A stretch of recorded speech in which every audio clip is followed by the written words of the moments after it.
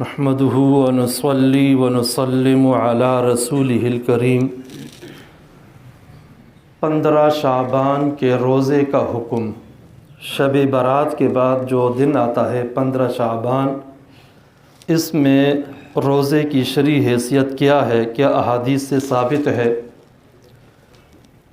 شب برات کی فضیلت تو بالکل ٹھیک ہے، اور اس کے فضائل تقریباً 10 صحابہ کرام سے منقول ہیں، اگرچہ احادیث میں کچھ کلام پایا جاتا ہے، مگر 15 شعبان کا روزہ آپ صلی اللہ علیہ وسلم نے نہ خود رکھا ہے اور نہ صحابہ کرام کے ہاں رکھنے کا معمول تھا۔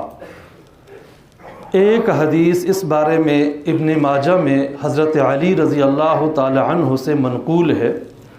آپ صلی اللہ علیہ وسلم نے فرمایا، صوموا لیلہا قوموا لیلہا وصوموا نہارہا، شب برات کو رات کو عبادت کیا کرو اور دن کو روزہ رکھو۔ یہ حدیث بالاتفاق ضعیف ہے، اس میں بہت سارا کلام کیا گیا ہے، لیکن ضعیف روایت پہ چونکہ اعمال میں چل جاتی ہے، اس لیے کئی حضرات نے یہ لکھا ہے کہ 15 شعبان کا روزہ رکھ لینا بہتر ہے، لیکن ضروری نہیں ہے، اور بہت سارے حضرات نے اس کو جائز قرار دیا ہے، لیکن اتنا زیادہ اہتمام ثابت نہیں ہے۔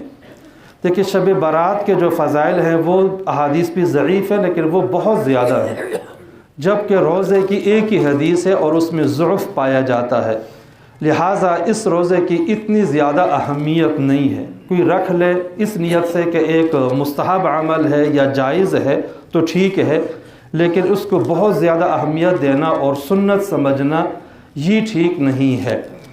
اس کی بجائے 15 شعبان ایام بیض میں آتا ہے۔ ایام بیض ہر مہینے، اسلامی مہینے کے 13، 14، 15 کو کہا جاتا ہے۔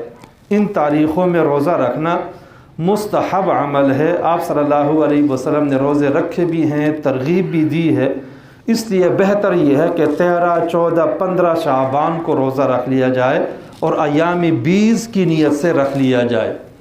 اسی طرح سوموار اور جمعرات کو، ہر سوموار جمعرات کو روزہ رکھنا آپ صلی اللہ علیہ وسلم سے ثابت ہے، اس کے فضائل بھی آئے ہیں، اور اب بھی حرمین میں باقاعدہ اس کا بہت زیادہ اہتمام کیا جاتا ہے، لہٰذا جو مسنون روزے ہیں ان کو ترجیح دینا چاہیے۔ اگرچہ 15 شعبان کا روزہ جائز ہے، اس کو ناجائز نہیں کہہ سکتے۔ اللہ تبارک و تعالی عمل کرنے کی توفیق نصیب فرمائے۔